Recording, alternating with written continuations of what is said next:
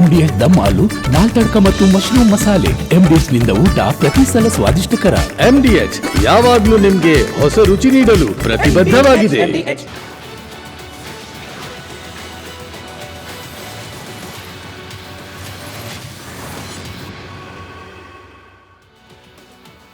ವೀಕ್ಷಕರೇ, ಬಹಳ ಎಚ್ಚರಿಕೆಯಿಂದ ಪ್ರತಿಯೊಬ್ಬರು ಕೂಡ ಇರಬೇಕು. ಇವತ್ತು ಮನೆ ಮಗ ಇವತ್ತು ಕೆಲ್ಸಕ್ಕೆ ಹೋಗಿ ಬರ್ತೀನಿ ಅಂತ ಹೇಳಿದವನು ವಾಪಸ್ ಬರೋದೇ ಡೌಟ್. ಊಟ ಮಾಡಿ ಗುಡ್ ನೈಟ್ ಅಂತೇಳಿ ಮೆಸೇಜ್ ಮಾಡಿ ಬೆಳಗ್ಗೆ ಸಿಗ್ತೀನಿ ಅಂತೇಳಿ ಮೆಸೇಜ್ ಮಾಡಿ ಮಲಗುವಂಥ ಸ್ನೇಹಿತ ಮತ್ತೆ ಬೆಳಗ್ಗೆ ಆಗೋಷ್ಟರಲ್ಲಿ ಎದ್ದೋಳ್ತಾನೋ ಇಲ್ಲೋ ಅನ್ನುವ ಒಂದು ರೀತಿಯಲ್ಲಿ ಗೊಂದಲ. ನಾಳೆ ಬೆಳಗ್ಗೆ ಎದ್ದು ನಾನು ಕೆಲ್ಸಕ್ಕೆ ಹೋಗಬೇಕು ಅಂತೇಳಿ ನಾಳೆ ಬೆಳಗ್ಗೆಯ ಬಟ್ಟೆಯನ್ನು ಐರನ್ ಮಾಡಿಟ್ಟು ಮಲಗುವಂಥ ವ್ಯಕ್ತಿ ಬೆಳಗ್ಗೆ ಎದ್ದೋಳಲ್ಲ. ಈಗ ತಾನೇ ಸ್ನೇಹಿತನ ಜೊತೆ ಕಾಫಿ ಕುಡ್ಕೊಂಡು ಹೋಗಿ ಮನೆಗೆ ಹೋಗಿ ಮಲ್ಕೋಬೇಕು, ಅಷ್ಟೊತ್ತಲ್ಲಿ ಒಂದು ಸುದ್ದಿ ಬಂದಿರುತ್ತೆ ಆತ ಸತ್ತೋದ ಅಂತೇಳಿ. ಅಪ್ಪ ಇವತ್ತು ಆಟೋವನ್ನು ಓಡಿಸ್ಕೊಂಡು ಹೋದ್ರು, ನಾಳೆ ಅಪ್ಪ ಬಂದು ನನ್ನ ಫೀಸನ್ನು ಕಟ್ತಾನೆ ಅಂತೇಳಿ ಮಗ ಕಾಯ್ಕೊಂಡಿರ್ತಾನೆ, ಆದರೆ ಅಪ್ಪ ರಸ್ತೆಯಲ್ಲೇ ಸತ್ತೋಗಿರ್ತಾನೆ. ಇಂತಹ ಪ್ರಕರಣಗಳು ತುಂಬ ನಡೀತಾ ಇದೆ. ಇದೆಲ್ಲದಕ್ಕೂ ಕಾರಣ ಹಾರ್ಟ್ ಅಟ್ಯಾಕ್. ಇವತ್ತು ವೈದ್ಯರು ಹೇಳ್ತಿದ್ದಾರೆ ಈ ಹಾರ್ಟ್ ಅಟ್ಯಾಕ್ಗೆ ಕಾರಣ ಏನು ಅಂತೇಳಿ, ನಾವು ಹೇಗೆ ಎಚ್ಚೆತ್ಕೊಳ್ಬೇಕು ಅಂತೇಳಿ. ನೋಡಿ, ಈ ಮುಂಚೆ ಎಲ್ಲ ಈ 80-90ರ ಸಂದರ್ಭದಲ್ಲಿ ಹಾರ್ಟ್ ಅಟ್ಯಾಕ್ ಅಂತ ಬಂದರೆ ಅದು 70 ವರ್ಷದ ವೃದ್ಧರಿಗೋ 60 ವರ್ಷ ಮೇಲ್ಪಟ್ಟವ್ರಿಗೋ ಅನ್ನೋದಾಯಿತು. 2000-2010 ಸಂದರ್ಭದಲ್ಲಿ 50 ವರ್ಷ ಮೇಲ್ಪಟ್ಟವ್ರ ಕಂಡು ಬರ್ತಾ ಇತ್ತು. ಈ 2010ರಿಂದ 2020ರ ಸಂದರ್ಭದಲ್ಲಿ ನಾವು ಗಮನಿಸಿದಂತೆ ಈ 40 ವರ್ಷಕ್ಕಿಂತ ಮೇಲ್ಪಟ್ಟರಲ್ಲಿ ಕಂಡು ಬರ್ತಾ ಇತ್ತು. ಆದರೆ ಕಳೆದ ಒಂದೆರಡು ವರ್ಷಗಳಿಂದ 20 ವರ್ಷದಿಂದ 30 ವರ್ಷ ಇರುವಂಥವ್ರು, ಆಸುಪಾಸಿನಲ್ಲಿರುವಂಥವ್ರು ಇವತ್ತು ಹಾರ್ಟ್ ಅಟ್ಯಾಕ್ಗೆ ಬಲಿಯಾಗ್ತಿದ್ದಾರೆ. ಅದರಲ್ಲೂ ಹಾಸನ ರಾಜ್ಯದ ಹಾರ್ಟ್ ಅಟ್ಯಾಕ್ ರಾಜಧಾನಿ ಆಗಿ ಮಾರ್ಪಾಡಾಗ್ತಾ ಇದೆ ಅನ್ನೋ ಪ್ರಶ್ನೆ ಉದ್ಭವ ಆಗ್ತಾ ಇದೆ. ಈ ರಿಪೋರ್ಟ್ ನೋಡ್ಕೊಂಬನ್ನಿ.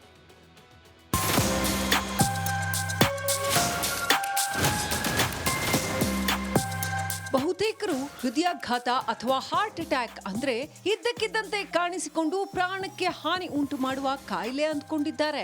ಅಂದಿನ ಕಾಲದಲ್ಲಿ ಅಪರೂಪಕ್ಕೆ ಹೀಗಾಗ್ತಿತ್ತು. ಆದ್ರೆ ಕಾಲ ಬದಲಾಗಿ ಬಿಟ್ಟಿದೆ.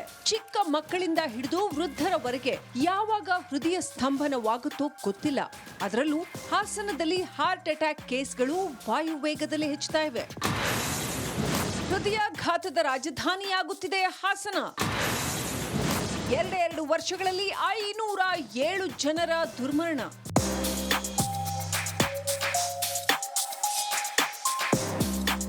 ದಿನದಿಂದ ದಿನಕ್ಕೆ ಹೃದಯಾಘಾತದ ಪ್ರಕರಣಗಳ ಸಂಖ್ಯೆ ಹೆಚ್ಚುತ್ತಾನೇ ಇದೆ. ವಿಶೇಷವಾಗಿ ಹಾಸನದಲ್ಲಿ ಯುವ ಸಮೂಹವೇ ಈ ಡೆಡ್ಲಿ ಸಮಸ್ಯೆಗೆ ಬಲಿಯಾಗ್ತಾ ಇರೋದು ಆತಂಕಕ್ಕೆ ಕಾರಣವಾಗಿದೆ. ಇಂದು ಕೂಡ ಒಂದು ದುರಂತ ಸಾವಾಗಿದೆ. ಎಂದಿನಂತೆ ಬೆಳಗ್ಗೆ ಮನೆಯಿಂದ ಆಟೋ ಚಲಾಯಿಸಿಕೊಂಡು ಹೊರಟ ಆಟೋ ಚಾಲಕ ಮರಳಿ ಮನೆಗೆ ಹೋಗಿಲ್ಲ. ಅಷ್ಟರಲ್ಲಿ ವಿಧಿ ಆತನ ಬಾಳಲ್ಲಿ ಆಟ ಆಡಿದೆ.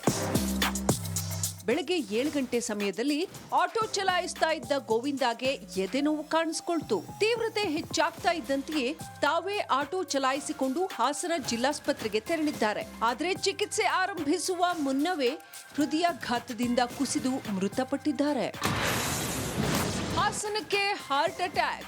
ಹಾಸನದಲ್ಲಿ ಹೃದಯಾಘಾತ ಪ್ರಕರಣಗಳು ಹೆಚ್ಚುತ್ತಾನೇ ಇವೆ. 2 ವರ್ಷಗಳಲ್ಲಿ ಬರೋಬ್ಬರಿ 507 ಜನಕ್ಕೆ ಹೃದಯಾಘಾತವಾಗಿದೆ. 20ರಿಂದ 30 ವರ್ಷ ವಯಸ್ಸಿನ 14 ಜನ, 30ರಿಂದ 40 ವರ್ಷ ವಯಸ್ಸಿನ 40 ಜನ, 40 ವರ್ಷ ಮೇಲ್ಪಟ್ಟ 136 ಜನರಿಗೆ ಹೃದಯಾಘಾತವಾಗಿದೆ.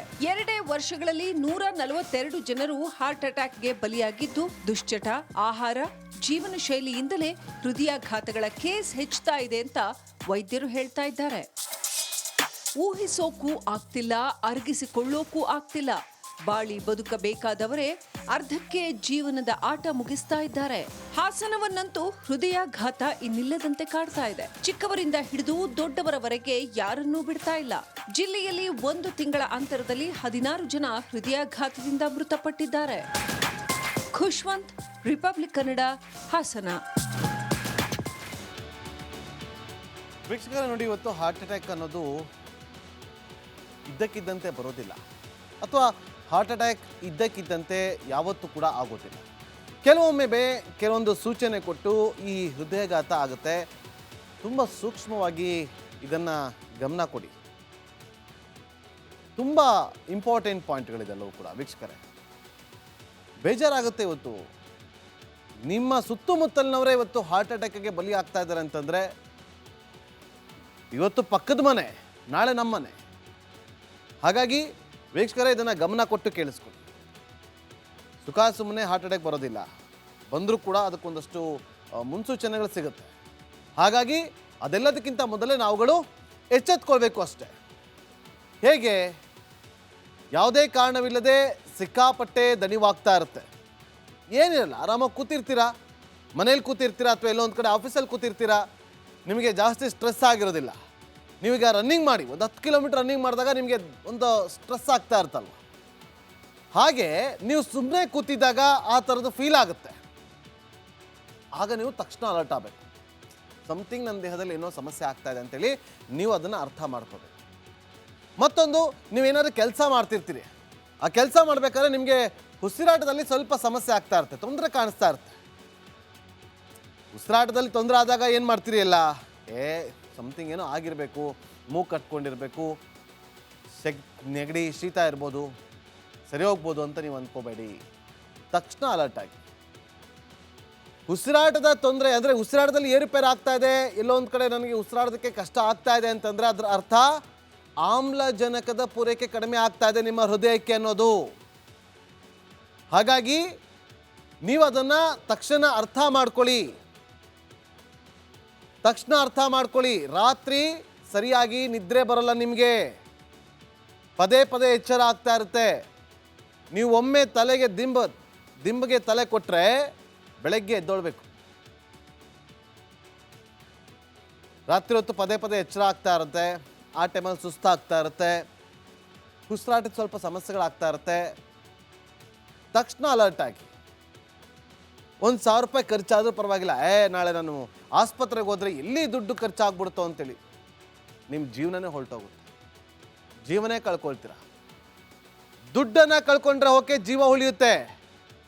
ದುಡ್ಡನ್ನು ಉಳ್ಸಕ್ಕೆ ಹೋದರೆ ಜೀವವನ್ನು ಕಳ್ಕೊಳ್ತೀರಿ. ಸ್ವಲ್ಪ ಈ ಥರದ ಏನಾದ್ರು ಮುನ್ಸೂಚನೆ ಸಿಕ್ಕಿದ್ರೆ ತಕ್ಷಣ ನೀವು ಅಲರ್ಟ್ ಆಗಿ ಆಸ್ಪತ್ರೆಗೆ ತೋರಿಸ್ಕೊಂಬನ್ನಿ. ಸರ್ ಈ ಥರ ಆಗ್ತಾಯಿದೆ, ಡಾಕ್ಟ್ರ್ ಹತ್ರ ಹೋಗಿ, ಜಯದೇವ ಆಸ್ಪತ್ರೆಗೆ ಹೋಗಿ, ನಿಮಗೆ ನನ್ನಲ್ಲಿ ಜಾಸ್ತಿ ಏನು ಖರ್ಚಾಗಲ್ಲ. ಒಂದು 200 ರೂಪಾಯಿ 300 ರೂಪಾಯಿ ಕೊಟ್ಟು ಅಡ್ಮಿಷನ್ ಮಾಡಿಸಿ, ಈ ಥರ ಆಯಿತು ರಾತ್ರಿ ಅಂತೇಳಿ ಅಟ್ಲೀಸ್ಟ್ ನಿಮಗೆ ನೆಮ್ಮದಿ ಆದರೆ ಇರುತ್ತೆ. ಇಲ್ಲಾಂದರೆ ತಲೆನಾಗ ಹುಳ ಕಾಡ್ತಾ ಇರುತ್ತೆ, ಏನೋ ಆಗಿದೆ ಅಂತೇಳಿ. ಅಥವಾ ನಿಮ್ಗೆ ಆಗಿರೋದ್ರಲ್ಲಿ ಗೊತ್ತಾಗದೆ ಅದು ದೊಡ್ಡ ಮಟ್ಟದಲ್ಲಿ ಆಗಿ ಕೊನೆಗೆ ಉಸಿರೇ ನಿಂತೋಗುತ್ತೆ. ಇನ್ನು ವಿಶೇಷವಾಗಿ ಮಹಿಳೆಯರಿಗೆ ವಾಕರಿಕೆ ಕಾಣಿಸ್ಕೊಳ್ಳುತ್ತೆ. ವಾಕರಿಕೆ ಬರ್ತಾ ಇರುತ್ತೆ, ಅಂತೇಳಿ ವಾಕರಿಕೆ ಬರ್ತಾ ಇರುತ್ತೆ.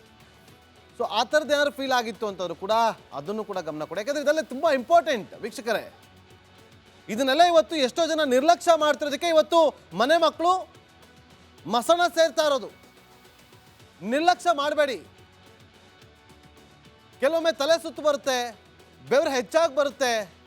ಇದೆಲ್ಲವೂ ಕೂಡ ಮುಂದಿನ ಹೃದಯಾಘಾತದ ಮುನ್ಸೂಚನೆಗಳು. ಹಾಗಾಗಿ ತುಂಬ ಗಂಭೀರವಾಗಿ ಹೇಳ್ತಾ ಇದ್ದೀವಿ, ತುಂಬ ಸೀರಿಯಸ್ ಆಗಿ ಹೇಳ್ತಾ ಇದ್ದೀವಿ. ನೀವು ಕೂಡ ಸೀರಿಯಸ್ ಆಗಿ ತಗೊಳ್ಳಿ. ಹೃದಯಾಘಾತ ಆದಾಗ ಏನೇನೆಲ್ಲ ಆಗುತ್ತೆ ಗೊತ್ತಾ ನಿಮಗೆ? ಇದ್ದಕ್ಕಿದ್ದಂತೆ ಎದೆಯಲ್ಲಿ ನೋವು ಕಾಣಿಸ್ಕೊಳುತ್ತೆ, ಒತ್ತಡ ಕಾಣಿಸುತ್ತೆ ನಿಮಗೆ, ಏಕಾಏಕಿ ಕಣ್ಣುಗಳಲ್ಲಿ ಉರಿ ಹೆಚ್ಚಾಗುತ್ತೆ. ಈ ತೋಳು ಭಾಗ, ತೋಳು ಭುಜ ಭಾಗದಲ್ಲಿ ನೋವುಗಳು ಹೆಚ್ಚಾಗುತ್ತೆ.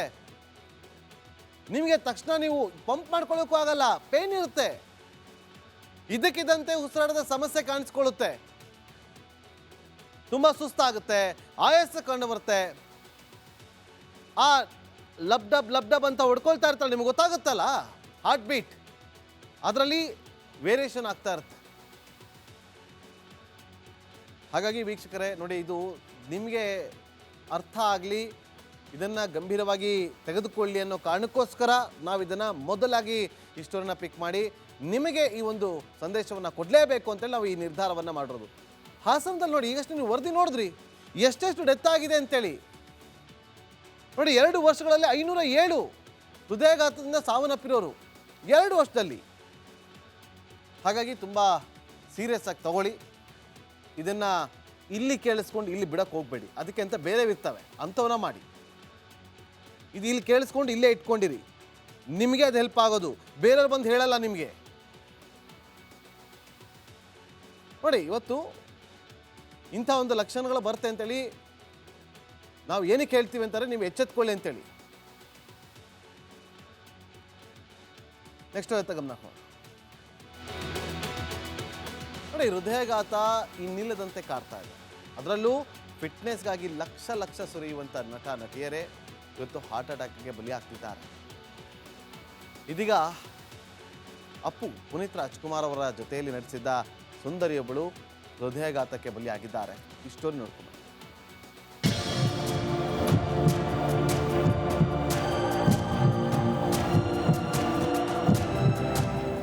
ಚಿತ್ರದ ನಾ ಬೋರ್ಡು ಇರದ ಬಸ್ಸನ್ನು ಹತ್ತಿ ಬಂದ ಚೋಕರಿ ಹಾಡು ಎಲ್ಲರಿಗೂ ಗೊತ್ತು. ನಮ್ಮ ಅಚ್ಚುಮೆಚ್ಚಿನ ಪುನೀತ್ ರಾಜ್ಕುಮಾರ್ ಜೊತೆ ಓರ್ವ ನಟಿ ಭರ್ಜರಿಯಾಗಿ ಸ್ಟೆಪ್ ಹಾಕಿದ್ರು. ಆ ನಟಿ ಹೆಸರು ಶಫಾಲಿ ಜರಿವಾಲಾ.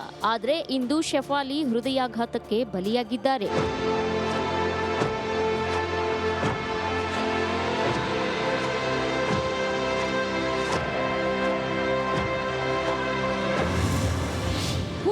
ಚಿತ್ರದ ಪಂಕಜ ಹೃದಯಾಘಾತಕ್ಕೆ ಬಲಿ. ಆಸ್ಪತ್ರೆ ಸೇರುವ ಮುನ್ನವೇ ಉಸಿರು ಚೆಲ್ಲಿದ ಶಫಾಲಿ. ಬಾಲಿವುಡ್ನ ಖ್ಯಾತ ನಟಿ ಮಾಡೆಲ್ ಶಫಾಲಿ ಜರಿವಾಲಾ ತಡರಾತ್ರಿ ಹೃದಯ ಸ್ತಂಭನದಿಂದ ನಿಧನ ಹೊಂದಿದ್ದಾರೆ. ತಡರಾತ್ರಿ ಎದೆನೋವು ಕಾಣಿಸಿಕೊಂಡ ತಕ್ಷಣವೇ ಮುಂಬೈನ ಬೆಲ್ಲೆವ್ಯೂ ಆಸ್ಪತ್ರೆಗೆ ದಾಖಲು ಮಾಡಲು ಕರೆದುಕೊಂಡು ಹೋಗಲಾಗಿತ್ತು. ಆದರೆ ಹಾಸ್ಪಿಟಲ್ ತಲುಪುವ ಮುನ್ನವೇ ಶಫಾಲಿ ಉಸಿರು ಚೆಲ್ಲಿದ್ರು. ಶಫಾಲಿ ಜರಿವಾಲಾ ಮೂರ್ಛೆ ರೋಗದಿಂದ ಬಳಲುತ್ತಿದ್ರು. 15 ವರ್ಷ ಇದ್ದಾಗಲೇ ರೋಗ ಪತ್ತೆಯಾಗಿತ್ತು. 27 ವರ್ಷದಿಂದ ಎಪಿಲೆಪ್ಸಿಗೆ ಔಷಧಿ ಪಡೆಯುತ್ತಿದ್ದರಿಂದ ತೂಕ ಹೆಚ್ಚುತ್ತಿತ್ತು. ಇದೇ ಕಾರಣಕ್ಕೆ ಫಿಟ್ನೆಸ್ ಕಾಪಾಡಿಕೊಳ್ಳಲು ಜಿಮ್ ಮೊರೆ ಹೋಗಿದ್ದರು. ಶೂಟಿಂಗ್, ಡ್ಯಾನ್ಸ್ ಮಾಡುವಾಗ ತಲೆ ಸುತ್ತು ಕಾಡ್ತಿತ್ತು. ಮೂರ್ಛೆ ರೋಗದ ಔಷಧಗಳಿಂದ ಅಡ್ಡ ಪರಿಣಾಮಗಳಾಗ್ತಿತ್ತು. ಯಾವಾಗ ಬೇಕಾದರೂ ಪ್ರಜ್ಞೆ ತಪ್ಪುತ್ತಿತ್ತು. ಆತಂಕ ಹೆಚ್ಚಾಗಿ ಖಿನ್ನತೆ ಕಾಡುತ್ತಿತ್ತು.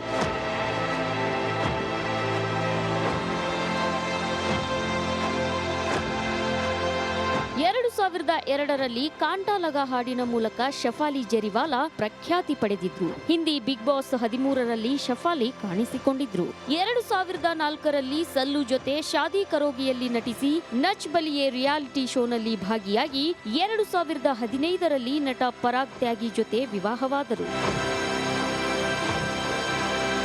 News desk, Republic Kannada.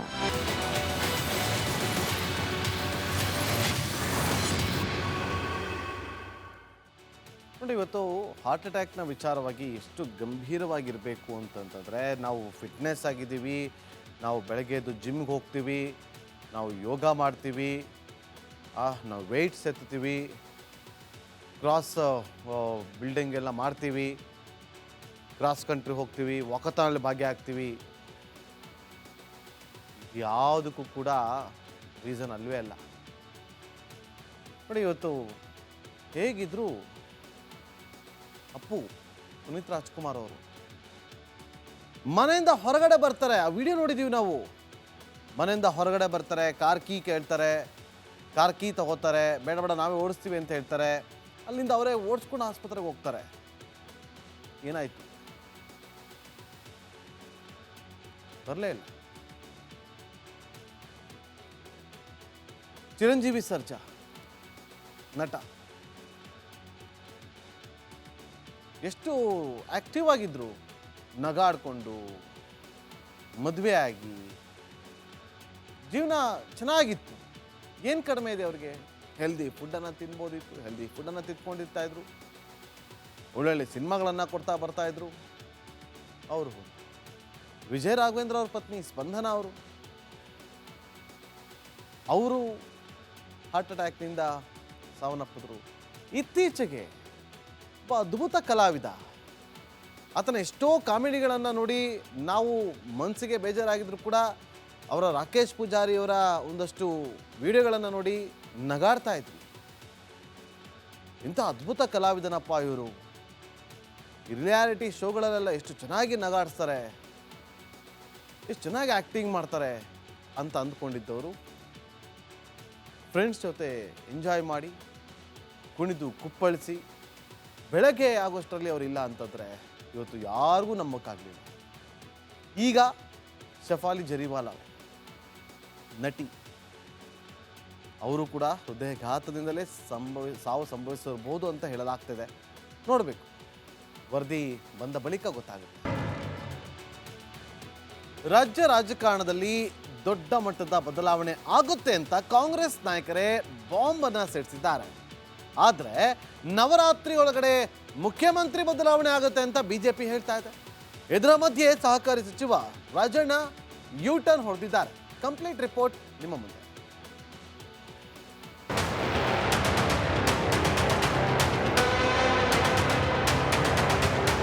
ರಾಜ್ಯ ರಾಜಕೀಯದಲ್ಲಿ ಸಿಎಂ ಸಿದ್ದರಾಮಯ್ಯ ಸ್ಥಾನಕ್ಕೆ ಸಂಬಂಧಿಸಿದ ಊಹಾಪೋಹಗಳು ಮತ್ತೆ ತೀವ್ರಗೊಂಡಿವೆ. ನವೆಂಬರ್ನಲ್ಲಿ ಸಿಎಂ ಬದಲಾವಣೆ ಆಗ್ತಾರೆ ಅನ್ನೋ ಚರ್ಚೆ ಬೆನ್ನಲ್ಲೇ ವಿಪಕ್ಷ ನಾಯಕ ಆರ್ ಅಶೋಕ್ ಸ್ಫೋಟಕ ಭವಿಷ್ಯ ನುಡಿದಿದ್ದಾರೆ. ನವೆಂಬರ್ನಲ್ಲಿ ಬದಲಾವಣೆ ಅಲ್ಲ, ಈ ಬಾರಿ ದಸರಾ ಒಳಗಡೆಯೇ ಸಿಎಂ ಬದಲಾವಣೆ ಆಗುತ್ತೆ ಅಂತ ಭವಿಷ್ಯ ನುಡಿದಿದ್ದಾರೆ. ನವರಾತ್ರಿಯೊಳಗಡೆ ಮುಖ್ಯಮಂತ್ರಿ ಬದಲಾವಣೆ, ಸಿಎಂ ಆಗಿ ಸಿದ್ದು ದಸರಾ ಮಾಡಲ್ಲ ಅಂತೂ ಬಿಜೆಪಿ. ಆರ್ ಅಶೋಕ್ ಹೇಳಿಕೆ. ಕಾಂಗ್ರೆಸ್ನ ಆಡಳಿತದಲ್ಲಿ ಸಿದ್ದರಾಮಯ್ಯ ಸ್ಥಾನದ ಕುರಿತು ನಡೀತಿರೋ ಚರ್ಚೆಗೆ ತುಪ್ಪ ಸುರಿದಿದೆ. ಆದ್ರೆ ನಮ್ಮಪ್ಪ 5 ವರ್ಷ ಸಿಎಂ ಆಗಿರ್ತಾರೆ ಅಂತ ಯತೀಂದ್ರ ಕೂಡ ಭವಿಷ್ಯ ನುಡಿದಿದ್ದಾರೆ. ಸೆಪ್ಟೆಂಬರ್ ಅಲ್ಲಿ ಈ ರಾಜ್ಯದಲ್ಲಿ ಬದಲಾವಣೆ ನಿಶ್ಚಿತ, ಖಚಿತ.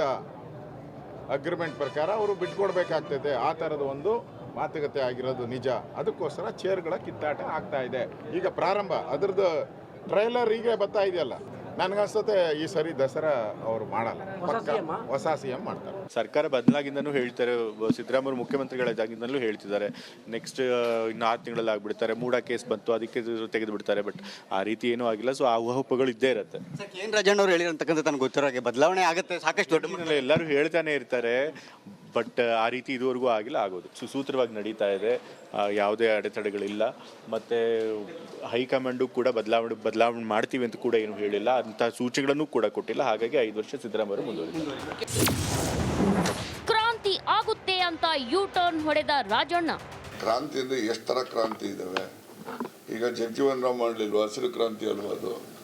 ಅದ್ ಲೆಕ್ಕಕ್ಕೆ ನೀವು ಬರೋದೇ ಇಲ್ಲ. ಬರೀ ರಷ್ಯಾದಲ್ಲಿ 1919 ಆಯ್ತಲ್ಲ, ಅದು ಅಕ್ಟೋಬರಲ್ಲೇ ತಾನೇ ಆಗಿರೋದು. ನಾನು ಹೇಳಿದ ಕ್ಷಣಕ್ಕೆ ಬರೀ ಕಾಂಗ್ರೆಸ್ನಲ್ಲೇ ಕ್ರಾಂತಿ ಆಗ್ತದೆ ಅಂತ ನೀವು ಭಾವಿಸಬಾರ್ದು. ಬಿಜೆಪಿನಲ್ಲೂ ಆಗ್ತಾ ಇಲ್ಲ. ರಾಜಣ್ಣನ ಮಾತುಗಳನ್ನ ನಿರ್ಲಕ್ಷ್ಯ ಮಾಡಿ ಆಪ್ತನ ವಿರುದ್ಧ ಸಿದ್ದರಾಮಯ್ಯ ಬೇಸರದ ನುಡಿ. ರಾಜಕೀಯ ಎಲ್ಲ ಮಾತಾಡಲ್ಲ ಇಲ್ಲಿ.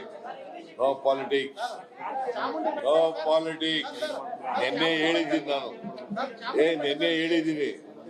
ಅದು ಅವರ ಅಭಿಪ್ರಾಯ ಹೇಳಿದ್ದಾರೆ, ಅದನ್ನ ನೆಗ್ಲೆಕ್ಟ್ ಮಾಡಿ ಅಂತ ಹೇಳಿ. ರಾಜ್ಯ ರಾಜಕಾರಣದಲ್ಲಿ ಸಿಎಂ ಬದಲಾವಣೆ ಸದ್ದು ಜೋರಾಗಿದೆ. ಆದ್ರೆ ಸರ್ಕಾರಕ್ಕೆ 2.5 ವರ್ಷ ತುಂಬಿದ ಬೆನ್ನಲ್ಲೇ ಎಲ್ಲ ಗೊಂದಲಕ್ಕೆ ತೆರೆ ಬೀಳೋ ಸಾಧ್ಯತೆ ಇದೆ. Bureau report, republic Kannada. ನೋಡಿ, ಯಾರಿಗೆ ಪ್ಲಸ್ ಯಾರಿಗೆ ಮೈನಸ್ ಅಂತ ಹೇಳೋದಕ್ಕಿಂತ ಮುಂಚಿತವಾಗಿ ಪ್ರಮುಖವಾಗಿ ಯಾರಿಗೆ ಗೇಟ್ ಪಾಸ್ ಸಿಗ್ತಾರೆ, ಯಾರು ಇನ್ ಯಾರು ಔಟ್ ಅನ್ನೋದನ್ನು ನಾವೀಗ ಒಂದೊಂದಾಗಿ ಗಮನಿಸ್ತಾ ಹೋಗೋಣ. ಪ್ರಮುಖವಾಗಿ ಇವತ್ತು ಸ್ಪೀಕರ್ ಸ್ಥಾನದಲ್ಲಿರುವಂಥ ಯುಟಿ ಖಾದರ್ ಅವರು ಕ್ಯಾಬಿನೆಟ್ಗೆ ಇನ್ ಆಗ್ತಾರೆ ಅಂತ ಹೇಳಲಾಗ್ತಾ ಇದೆ. ರಹೀಂ ಖಾನ್ ಅವರನ್ನ ಹೊರಗಡೆ ಕಳಿಸ್ತಾರೆ ಅಂತ ಹೇಳಲಾಗ್ತಾ ಇದೆ. ಇಲ್ಲಿ ಇರುವಂಥ ವಿಚಾರ, ಯುಟಿ ಖಾದರ್ ಅವ್ರು ಇನ್ ಆಗ್ತಾರೆ ಕ್ಯಾಬಿನೆಟ್ಗೆ, ಸ್ಪೀಕರ್ ಸ್ಥಾನದಲ್ಲಿ ಕೂತಿದ್ದಾರೆ. ರಹೀಂ ಖಾನ್ ಅವರನ್ನು ಹೊರಗೆ ಹಾಕ್ತಾರೆ ಅನ್ನೋ, ಕ್ಯಾಬಿನೆಟ್ನಿಂದ ಹೊರಗೆ ಹಾಕ್ತಾರೆ ಅನ್ನುವ ಚರ್ಚೆಗಳು ದೊಡ್ಡ ಮಟ್ಟದಲ್ಲಿ ನಡೀತಾ ಇದೆ. ನೆಕ್ಸ್ಟ್ ಪ್ರಮುಖವಾಗಿ ಬಿ.ಕೆ. ಹರಿಪ್ರಸಾದ್ ಅವರು ಇನ್ ಆಗ್ತಾರೆ ಅಂತೇಳಿ, ಮಧು ಬಂಗಾರಪ್ಪ ಅವರಲ್ಲಿ ಔಟ್ ಆಗ್ತಾರೆ ಅಂತೇಳಿ, ಸಿದ್ದು ಕ್ಯಾಬಿನೆಟ್ಗೆ ಯಾರು ಇನ್ ಯಾರು ಔಟ್ ಅಂತೇಳಿ ನಾವೀಗ ಗಮನಿಸ್ತಾ ಇದ್ವಿ. ಒಂದು ಕಡೆ ಯುಟಿ ಖಾದರ್ ಅವರು ಇನ್ ಆಗ್ತಾರೆ, ಬಿ.ಕೆ. ಹರಿಪ್ರಸಾದ್ ಅವರು ಇನ್ ಆಗ್ತಾರೆ, ಅಜಯ್ ಸಿಂಗ್ ಇನ್ ಆಗ್ತಾರೆ ಅಂತ ಹೇಳಲಾಗ್ತಾ ಇದೆ. ದರ್ಶನಪ್ಪ ಅವರು ಔಟ್ ಆಗ್ತಾರೆ. ಇದು ಮೇ ಬಿ ಅಥವಾ ಆಗದೆ ಕೂಡ ಇರಬಹುದು, ಆಗಬಹುದು ಅಥವಾ ಆಗದೆ ಕೂಡ ಇರಬಹುದು. ನಾರಾಯಣ ಸ್ವಾಮಿ ಅವರು ಇನ್ ಆಗ್ತಾರಂತೆ, ಡಿ ಸುಧಾಕರ್ ಔಟ್ ಆಗ್ತಾರಂತೆ. ಅವ್ರಿಗೆ ಗೇಟ್ ಪಾಸ್ ಸಿಗೋ ಚಾನ್ಸಸ್ ಇದೆ ಅಂತ ಹೇಳಲಾಗ್ತಾ ಇದೆ. D Sudhakar, B R Patil ಅವ್ರು ಇನ್ನಾಗ್ಬೋದು. ಮಂಕಾಳ ವೈದ್ಯ ಅವರು ಔಟ್ ಆಗ್ಬೋದು ಅಂತ ಹೇಳಲಾಗ್ತಾ ಇದೆ. ರೂಪಾ ಶಶಿಧರ್ ಅವರು ಇನ್ನಾಗ್ತಾರೆ. KH ಮುನಿಯಪ್ಪ ಅವರು ಔಟ್ ಆಗ್ತಾರೆ ಕ್ಯಾಬಿನೆಟ್ಗೆ. ಬಿ ನಾಗೇಂದ್ರ ಅವರು ವಾಪಸ್ ಕ್ಯಾಬಿನೆಟ್ ಸೇರ್ಪಡೆ ಆಗ್ತಾರೆ. KN ರಾಜಣ್ಣ ಅವರು ಔಟ್ ಆಗ್ತಾರೆ. KN ರಾಜಣ್ಣ ಅವರು ಔಟ್ ಆದರೆ ಬೇರೆ ಪ್ಲಾನ್ ಇರುತ್ತೆ, ವೇಟ್ ಮಾಡಿ. ಇನ್ನು ಮಳವಳ್ಳಿ ನರೇಂದ್ರ ಸ್ವಾಮಿ ಅವರಿನ್ನಾಗ್ತಾರೆ. ಕೆ ವೆಂಕಟೇಶ್ ಕ್ಯಾಬಿನೆಟ್ನಿಂದ ಹೊರಗೆ ಹೋಗ್ತಾರಂತೆ. ಇದು ಎಲ್ಲವೂ ಕೂಡ ಅಂತೆ ಕಂತೆ ಅನ್ನುವ ಚರ್ಚೆಗಳಾಗ್ತಾ ಇರೋದು. ಇದು ಫೈನಲ್ ಅಲ್ಲ. TB ಜಯಚಂದ್ರ ಅವರು ಇನ್ನಾಗಬಹುದು. ಶಿವಾನಂದ ಪಾಟೀಲ್ ಅವರು ಔಟ್ ಆಗ್ಬೋದು ಕ್ಯಾಬಿನೆಟ್ನಿಂದ. ಇವರಿಗೆಲ್ಲ ಗೇಟ್ ಪಾಸ್ ಸಿಗ್ಬೋದು ಅಂತ ಚರ್ಚೆಗಳಾಗ್ತಾ ಇದೆ. ಲಕ್ಷ್ಮಣ್ ಸವದಿ ಅವರು ಇನ್ನಾಗ್ತಾರಂತೆ. ಲಕ್ಷ್ಮೀ ಹೆಬ್ಬಾಳ್ಕರ್ ಅವರು ಔಟ್ ಆಗ್ತಾರೆ.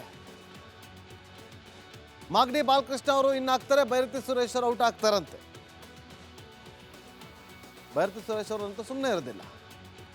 ಬೇಳೂರು ಗೋಪಾಲಕೃಷ್ಣ ಅವರು ಇನ್ನಾಗ್ಬೋದು. RB ತಿಮ್ಮಾಪುರ ಅವರು ಔಟ್ ಆಗ್ತಾರಂತೆ. ಅಂದರೆ ಕ್ಯಾಬಿನೆಟ್ನಿಂದ ಹೊರಗೆ ಹೋಗ್ತಾರೆ. ಇವರ ಮಂತ್ರಿಗಳನ್ನ ತಗೊಂಡು ಹೊಸಬರಿಗೆ ಕೊಡ್ತಾರೆ. ಇದು ಆಗಬಹುದು ಅಥವಾ ಆಗದೆ ಇರಬಹುದು. ಈ ಥರದ ಚರ್ಚೆಗಳಂತೂ ನಡೀತಾ ಇದೆ. ಮುಂದಿನ ಗಮನ ಕೊಡೋಣ. ನೋಡಿ, ಇವತ್ತು KN ರಾಜಣ್ಣ ಅವರ ವಿಚಾರ ದೊಡ್ಡ ಮಟ್ಟದಲ್ಲಿ ಚರ್ಚೆಗಳಾಗ್ತಾ ಇದೆ. ನಿನ್ನೆ ಕೊಟ್ಟಂಥ ಹೇಳಿಕೆ, ಇವತ್ತು ಕೊಟ್ಟಂಥ ಹೇಳಿಕೆ, ಮೊನ್ನೆ ಕೊಟ್ಟಂಥ ಹೇಳಿಕೆಗಳು, ಇದೆಲ್ಲವೂ ಕೂಡ ಆಗಸ್ಟ್ ಸೆಪ್ಟೆಂಬರ್ನಲ್ಲಿ ರಾಜ್ಯ ರಾಜಕಾರಣದಲ್ಲಿ ಭಾರಿ ಬದಲಾವಣೆ ಆಗಲಿದೆ ಅಂತೇಳಿ ಸಹಕಾರ ಸಚಿವ KN ರಾಜಣ್ಣ ಅವರು ಬಾಂಬನ್ನು ಸಿಡಿಸಿದರು. ಇದೀಗ ಉತ್ತರ ಕರ್ನಾಟಕ ಭಾಗದ ST ನಾಯಕ ಸತೀಶ್ ಜಾರಕಿಹೊಳಿ KPCC ಅಧ್ಯಕ್ಷರಾಗಬಹುದು ಅಂತ ಸ್ಫೋಟಕ ಹೇಳಿಕೆ ಕೊಟ್ಟಿದ್ದಾರೆ. ತುಮಕೂರಲ್ಲಿ ಮಾತನಾಡಿದ ರಾಜಣ್ಣ, ಸತೀಶ್ ಜಾರಕಿಹೊಳಿ KPCC ಅಧ್ಯಕ್ಷ ಆಗಬಹುದು. KPCC ಅಧ್ಯಕ್ಷರ ಸ್ಥಾನ ಬದಲಾವಣೆ ಆಗುತ್ತೆ. ಯಾವಾಗ ಅಂತ ಹೈಕಮಾಂಡ್ ನಿರ್ಧಾರ ಮಾಡ್ತಾರೆ ಅಂತ KN ರಾಜಣ್ಣ ಸ್ಫೋಟಕ ಹೇಳಿಕೆ ನೀಡಿದ್ದಾರೆ. ನೋಡ್ರಿ, KPCC ಅಧ್ಯಕ್ಷ ಸ್ಥಾನ ಬದಲಾವಣೆ ಆಗೋದು ಬಿಡೋದು ಎಲ್ಲ ಅವ್ರು ತೀರ್ಮಾನ ಮಾಡ್ತಾರೆ. ಬಟ್ ಬದಲಾವಣೆ ಅಂತೂ ಆಗ್ತದೆ. ಯಾವಾಗ ಆಗ್ತದೆ ಅವೆಲ್ಲ ಅಂತಿಮವಾಗಿ ಅವರೇ ತೀರ್ಮಾನ ಮಾಡೋದು. ಬದಲಾವಣೆ ಅಂತೂ ಆಗ್ತದೆ. ಸತೀಶ್ ಜಾರಕಿಹೊಳಿ ಆಗುತ್ತೆ ಅವರು ಆಗಬಹುದು ಏನೋ ಅಂತ ಅನ್ಕೊಂಡಿದ್ದೀನಿ. ಆಗಬಹುದು. ನೋಡಿ, ರಾಜಕಾರಣದಲ್ಲಿ ಯಾರೇನಾಗ್ತಾರೆ ಅಂತೇಳಿ ಯಾರು ನಿರೀಕ್ಷೆ ಊಹೆನೂ ಮಾಡೋಕ್ಕಾಗಲ್ಲ. ಆಗ್ತವೆ. ಅದಕ್ಕೆಲ್ಲ ಕಾಲನ ತೀರ್ಮಾನ ಮಾಡೋದು. ಆಯ್ತು. ಈಗ KN ರಾಜಣ್ಣ ಅವರು ಹೇಳಿದಂತೆಯೇ ಸತೀಶ್ ಜಾರಕಿಹೊಳಿ ಅವರಿಗೆ ಪಟ್ಟಾಭಿಷೇಕ ಆಯಿತು ಅಂತ ಇಟ್ಕೊಳ್ಳಿ. ಇದು ಒಂದು ಕಡೆ. DK ಶಿವಕುಮಾರ್ ಅವರು ಆ ಪಟ್ಟವನ್ನು ಬಿಟ್ಕೊಡ್ತಾರಾ? DK ಶಿವಕುಮಾರ್ ಅವರಿಗೆ ಈಗ ಇರುವಂಥ ಅಜೆಂಡಾ, ಈಗಿರುವಂಥ ಪ್ಲಾನ್, ಆ ಪಟ್ಟಕ್ಕಿಂತ CM ಆಗೋ ಕನಸು, CM ಆಗೋ ಕನಸಿದೆ. ಹಾಗಂತ ಸತೀಶ್ ಜಾರಕಿಹೊಳಿ ಅವ್ರಿಗೆ ಇಲ್ವಾ ಅಂತ ಕೇಳಬೇಡಿ, ಅವ್ರಿಗೂ ಇದೆ. ಸತೀಶ್ ಜಾರಕಿಹೊಳಿ ಅವ್ರಿಗೂ ಕೂಡ CM ಆಗಬೇಕು ಅನ್ನುವ ಕನಸಿದೆ. 2028ರಲ್ಲಿ ನಡೆಯುವಂಥ ವಿಧಾನಸಭಾ ಚುನಾವಣೆಯಲ್ಲಿ ಏನಾದರೂ ಕಾಂಗ್ರೆಸ್ ಪಕ್ಷ ಗೆದ್ರೆ ನಾನೇ CM ಆಗಬೇಕು ಅಂತೇಳಿ DK ಶಿವಕುಮಾರ್ ಅವರು, ನಾನು CM ಆಗ್ಬೋದು ಅಂತೇಳಿ ಸತೀಶ್ ಜಾರಕಿಹೊಳಿ ಅವರು ಲೆಕ್ಕಾಚಾರಗಳನ್ನು ಹಾಕ್ಕೊಳ್ತಿದ್ದಾರೆ. ತಾಲೀಮು ಕೂಡ ಅದೇ ರೀತಿಯಲ್ಲಿ ನಡೆಸ್ತಾ ಇದ್ದಾರೆ. ನೋಡಿ, ಇವತ್ತು ಸತೀಶ್ ಜಾರಕಿಹೊಳಿಗೆ ಅವರ ಸಮುದಾಯವೇ ಅವರಿಗೆ ದೊಡ್ಡ ಬಲ ಅಂತ ಹೇಳಲಾಗ್ತಾ ಇದೆ. ಹಾಗಂತ DK ಶಿವಕುಮಾರ್ ಅವ್ರಿಗೇನಿಲ್ಲ, ಅವರ ಸಮುದಾಯ ಅವ್ರಿಗೂ ಕೂಡ ದೊಡ್ಡ ಬಲನೇ. ಸಾಹುಕಾರ್ ಅವರ ಬೆನ್ನಿಗಿರುವಂಥದ್ದು ಪ್ರಬಲ ದಲಿತ ಸಮುದಾಯ. DK ಶಿವಕುಮಾರ್ ಅವರ ಬೆನ್ನಿಗಿರುವಂಥದ್ದು ಒಕ್ಕಲಿಗ. ಕರ್ನಾಟಕದಲ್ಲಿ ಇವತ್ತು 1 ಕೋಟಿಗೂ ಹೆಚ್ಚು ಇದ್ದಾರೆ ದಲಿತ ಸಮುದಾಯದವರು. ಎಷ್ಟೋ ಕ್ಷೇತ್ರಗಳಲ್ಲಿ ಇವತ್ತು ಡಿಸೈಡಿಂಗ್ ವೋಟರ್ಸ್ ಅವರೇ. ಜಾತಿ ಜನಗಣತಿ ಪ್ರಕಾರ ದಲಿತರ ಸಂಖ್ಯೆ 1.08 ಕೋಟಿಯಷ್ಟು ಇದೆಯಂತೆ ಕರ್ನಾಟಕದಲ್ಲಿ ಜನರು. ಇವರೇ ಒಂದು CM ಆಗೋದಕ್ಕೆ ಸತೀಶ್ ಜಾರಕಿಹೊಳಿ ಅವರಿಗೆ ಒಂದು ರೀತಿಯಲ್ಲಿ ಪ್ಲಸ್ ಪಾಯಿಂಟ್ ಅಂತ ಕೂಡ ಹೇಳಲಾಗ್ತಾ ಇದೆ. ಈಗಿಂದೆಲ್ಲ ಹೇಳ್ತಾ ಇರೋದು 2028ರದ ಕತೆ ಹೇಳ್ತಾ ಇರೋದು. ಕಾಂಗ್ರೆಸ್ ಕೂಡ ನಾಯಕನ ಜೊತೆ ಸಮುದಾಯವನ್ನು ಕೂಡ ನೋಡುತ್ತೆ. ಕರ್ನಾಟಕ ಅಂತ ಬಂದಾಗ ಅದು ಬಂದೇ ಬರುತ್ತೆ. ಅದರಲ್ಲೂ ಪ್ರಮುಖವಾಗಿ ದಕ್ಷಿಣ ಭಾರತದ ಯಾವುದೇ ರಾಜ್ಯಕ್ಕೆ ಹೋಗಿ ಅಲ್ಲಿ ಕ್ಯಾಸ್ಟ್ ಬಹಳ ಇಂಪಾರ್ಟೆಂಟ್ ಆಗುತ್ತೆ. KPCC ಅಧ್ಯಕ್ಷ ಗಾದಿ ಸಿಕ್ಕರೆ ಸತೀಶ್ ಜಾರಕಿಹೊಳಿ ಅವರ ಹಾದಿ 2028ರ ಹಾದಿ ಸಲೀಸಾಗ್ಬೋದು. ಆದರೆ DK ಶಿವಕುಮಾರ್ ಅವರು ಸುಮ್ಮನೆ ಇರ್ತಾರಾ? ಖಂಡಿತ ಸುಮ್ಮನೆ ಇರೋದಿಲ್ಲ. ಅವ್ರು ಬೇರೆ ಪ್ಲಾನನ್ನು ಮಾಡ್ಕೊಂಡು ಬರ್ತಾರೆ. ಇವತ್ತು ಡಿ ಕೆ ಶಿವಕುಮಾರ್ ಅವರಿಗೆ ಒಂದು ರೀತಿಯಲ್ಲಿ ಈ ಬಾರಿ ನಡೀತಲ್ಲ ಚುನಾವಣೆ, ಅದು ಬಹಳಷ್ಟು ಪ್ಲಸ್ ಆಗಿದೆ. ಆ ಪ್ಲಸ್ ಆಗಿದ್ರು ಕೂಡ ಅವ್ರಿಗೆ CM ಆಗೋ ಕನಸು ನನಸಾಗೆ ಉಳ್ಕೊಳ್ತು. ಸ್ವಲ್ಪದ್ರಲ್ಲಿ ಮಿಸ್ ಆಗಿರ್ಬೋದು, ಆದರೆ ಡಿ ಕೆ ಶಿವಕುಮಾರ್ ಅವರು CM ಆಗೋದು ನಿಶ್ಚಿತ ಅಂತ ಹೇಳಲಾಗ್ತಾ ಇದೆ. ಆದರೆ ಯಾವಾಗ ಅಂತ ಗೊತ್ತಿಲ್ಲ. ಸದ್ಯದಲ್ಲೇ ಆಗ್ಬೋದಾ ಅಥವಾ ಮುಂಬರುವಂಥ ಎಲೆಕ್ಷನ್ ಆಗ್ಬೋದಾ, ಇದು ಅವ್ರು ಕನಸು ಕಾಣ್ತಾರೆ. ಅವರು ಕೂಡ ತಾಲೀಮನ್ನು ಮಾಡ್ತಾರೆ. ಹಾಗಂತ ಸತೀಶ್ ಜಾರಕಿಹೊಳಿ ಸುಮ್ಮನೆ ಕೂತಿಲ್ಲ, ಅವರು ಕೂಡ ಒಂದಷ್ಟು ತಾಲೀಮನ್ನು ಮಾಡ್ಕೊಳ್ತಾರೆ. ಅವರ ಹಾದಿಗೆ ಹೇಗೆಲ್ಲ ಸುಗಮ ಆಗಬೇಕು, ಈಸಿ ವೇ ಏನಾಗಬೇಕು ಅದನ್ನು ಅವರು ಸಿದ್ಧಪಡಿಸ್ಕೊಳ್ತಾ ಇದ್ದಾರೆ.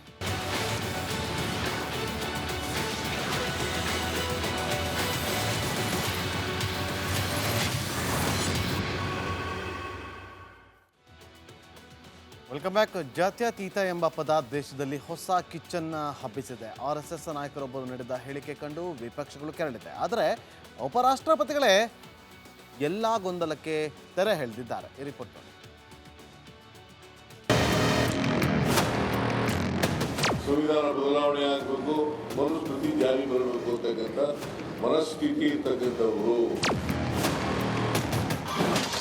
ಭಾರತದಲ್ಲಿ ಜಾತ್ಯತೀತ ಸಮಾಜವಾದಕ್ಕೆ ಮುಕ್ತಿ. BJP versus Congress versus RSS ಸಮರ. ಸಂವಿಧಾನದಿಂದ ಜಾತ್ಯತೀತ ಸಮಾಜವಾದದ ಪರಿಕಲ್ಪನೆಯನ್ನ ತೆಗೆಯಬೇಕು ಎಂದು RSSನ ದತ್ತಾತ್ರೇಯ ಹೊಸಬಾಳೆ ಆಗ್ರಹಿಸಿದ್ರು. ಮೊದಲೇ ಬಿಜೆಪಿಯ ಮಾತೃ ಸಂಸ್ಥೆಯ ನಾಯಕರೊಬ್ಬರು ಪರೋಕ್ಷವಾಗಿ ಸಂವಿಧಾನವನ್ನೇ ಬದಲಿಸುವ ಹುನ್ನಾರ ಮಾಡಿದ್ದಾರೆ ಎಂದು ವಿಪಕ್ಷಗಳು ಕಣ್ಣು ಕೆಂಪಾಗಿಸಿಕೊಂಡಿವೆ.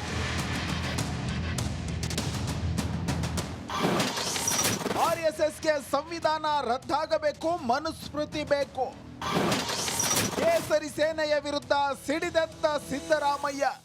ಅವರು RSSನವರು ಯಾವಾಗಲೂ ಕೂಡ ಮನುಸ್ಮೃತಿ ಮೇಲೆ ನಂಬಿಕೆ ಇಟ್ಕೊಂಡಿರೋರು. ಮನುಸ್ಮೃತಿ, ಅವರು ಸಂವಿಧಾನದ ಬಗ್ಗೆ ಗೌರವ ಇಲ್ಲ, ಪ್ರಜಾಪ್ರಭುತ್ವದ ಬಗ್ಗೆ ನಂಬಿಕೆ ಇಲ್ಲ. ಅವರು ಮತ್ತೆ ಸಂವಿಧಾನ ಬದಲಾವಣೆ ಆಗಬೇಕು, ಮನುಸ್ಮೃತಿ ಜಾರಿ ಬರಬೇಕು ಅಂತಕ್ಕಂಥ ಮನಸ್ಥಿತಿ ಇರ್ತಕ್ಕಂಥವ್ರು. ಭಾರತೀಯ ಜನತಾ ಪಕ್ಷದವರು ಮತ್ತು RSS ಮೊದಲಿನೂ ಕೂಡ ಸಂವಿಧಾನದ ಮೇಲೆ ಕೆಂಗಣ್ಣನ ಇಟ್ಕೊಂಡಿದ್ದಾರೆ.